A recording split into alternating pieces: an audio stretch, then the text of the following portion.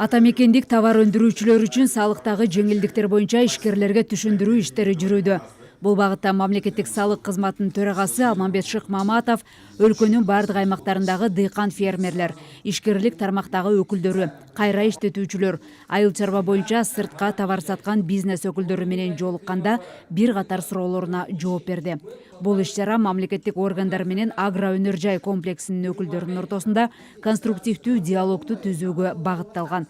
Ал атамекендик өндүрүүчүлөрдү гана колдоого албастан, алардын иштөө шарттарын жакшыртуу, атаандаштыкка жөндөмдүүлүктү жогорулатуу жана өндүрүш процесстерин оптималдаштыруу боюнча натыйжалуу чечимдерди иштеп чыгууга мүмкүндүк берет. Агро өнөр жай комплексин өнүктүрүү ассоциациясы бүгүнкү күндө атайын жумуш иш-чара өткөрүп жатат. Бул кече жакында президентибиз тараптан коюлган жарлыкка каралган жанагы салык маселеси боюнча, бул жер салыгы маселеси боюнча 5 жылга мына бизде мораторий коюлуп, дагы жеңилдетилген айыл чарбаларга, дыйкандарыбызга берилип отурат. Бүгүнкү күндө биз ушул иш-чарада атайын суранып, жаңы дайындалган салык кызматынын төрагасы менен Алмамбет Насыркан Шыкмаматов менен жолугушабыз.